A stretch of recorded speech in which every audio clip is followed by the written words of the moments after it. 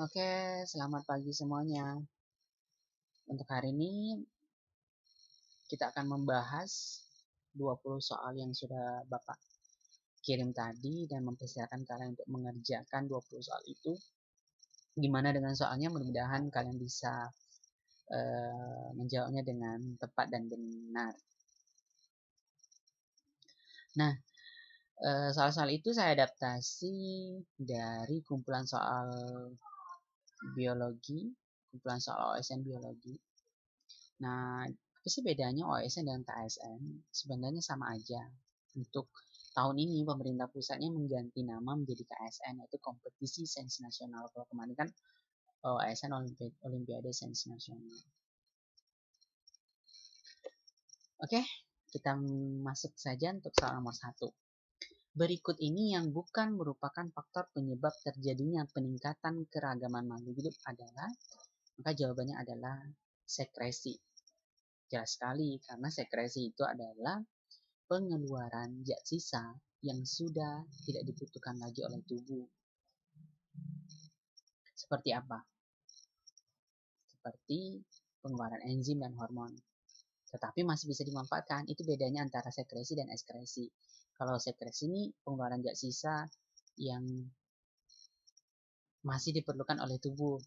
Kalau ekskresi, pengeluaran zat sisa yang sudah tidak dibutuhkan lagi oleh tubuh. Oke? Contohnya apa sih ekskresi? Kayak ngeluarin air kencing. Ya. Nah, keragaman makhluk hidup itu artinya keberagaman atau biodiversity. Gen otomatis ya dong, beda gen, semakin banyak gen-gen, jadi makin beragam makhluk hidup. Evolusi ya, perubahan, adaptasi ya. Jadi yang bukan adalah sekresi, jelas sekali.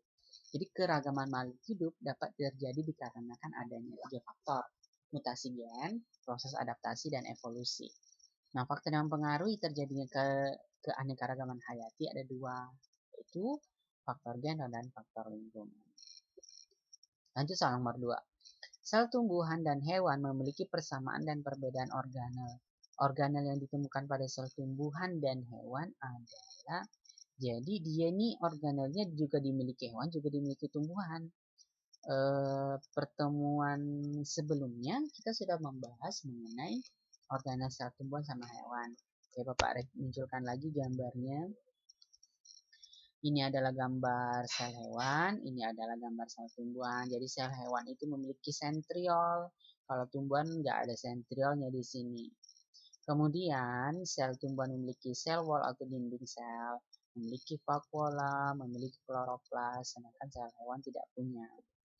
Kalau sel hewan sama-sama dengan sel tumbuhan memiliki sel membran, sama-sama memiliki badan Golgi, sama-sama memiliki sitoplasma, sama-sama memiliki nukleus, sama-sama memiliki nukleolus, sama-sama memiliki RE, sama-sama memiliki mitokondria. Berarti jawabannya apa ini? Kloroplas, tumbuhan aja yang punya dinding sel, tumbuhan aja yang punya membran sel. Kayak ini jawabannya. Sentriol, hanya hewan yang punya. Jelas, C jawabannya. Ya, jelas. Ini perbedaannya sel tumbuhan sama sel hewan. Kalian bisa membaca-bacanya lagi. Dan minggu yang lalu juga Bapak sudah kasih. Nah, kita lanjut soal nomor 3. Dari organel sel di bawah ini yang tidak terdapat pada sel tumbuhan. Kloroplas punya, berperan dalam proses fotosintesis. Kromosom punya dong, ini benang-benang pembawa sifat. Plasid punya dong, jadi sentriol aja yang tidak punya, karena hanya dimiliki oleh sel hewan. Nih, tumbuhan tidak memiliki sentriol. Jelas ya, jadi jawabannya D. Soal nomor 4. Antara sel hewan dan sel tumbuhan memiliki perbedaan yang jelas, meskipun keduanya sama-sama makhluk hidup. Perbedaan tersebut adalah, pada hewan terdapat plasida dan pada tumbuhan tidak ada. Kebalik nih, salah. Pada hewan tidak terdapat badan Golgi, pada tumbuhan ada badan Golgi. Kita cek. Dua-duanya ada dong badan Golginya. Oke.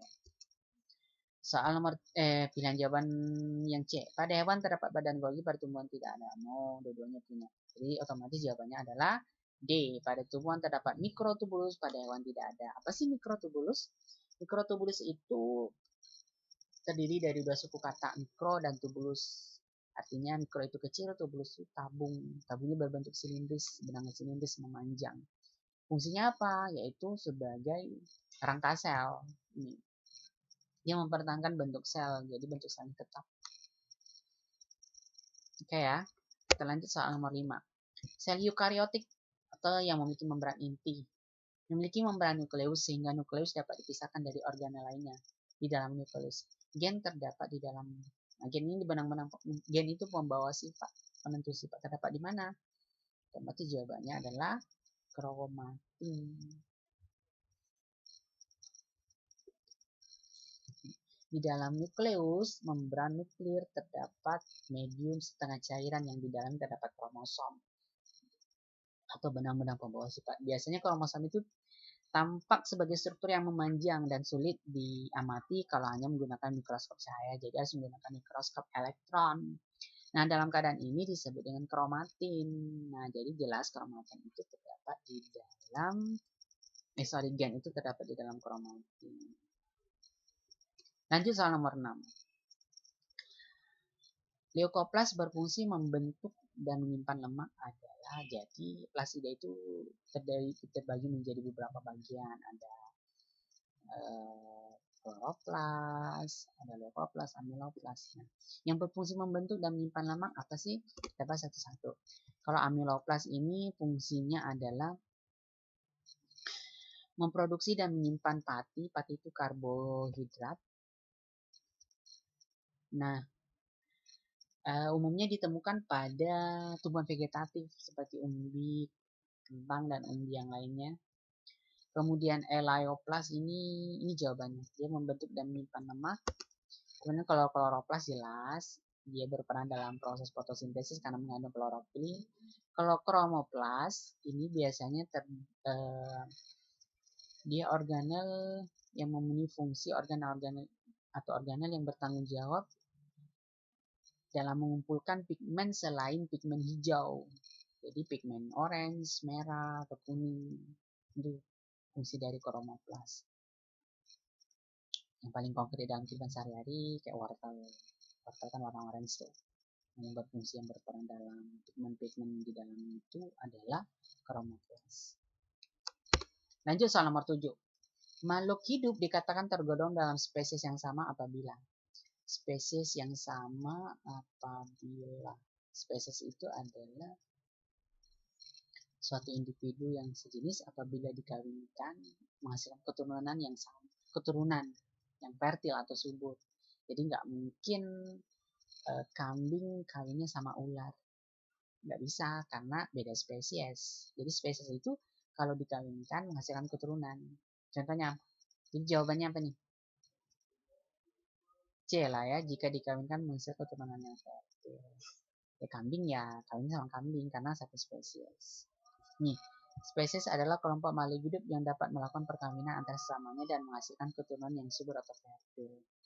Kita lanjut soal nomor 8. Yang benar tentang cara penulisan nama ilmiah menggunakan binomial nomenklatur adalah, binomial nomenklatur itu pemberian nama ilmiah dengan menggunakan dua nama. Ini aturannya ada di sini. Nama spesies terdiri atas dua suku kata. Kata pertama penunjuk genus, kata kedua penunjuk spesies. Huruf pertama penunjuk nama genus ditulis dengan huruf besar. Kita masuk ke contoh aja kali ya biar lebih jelas. Nih, saya ambil yang paling familiar, jeruk nipis deh. Citrus aurantifolia, berarti ini bahasa Latin.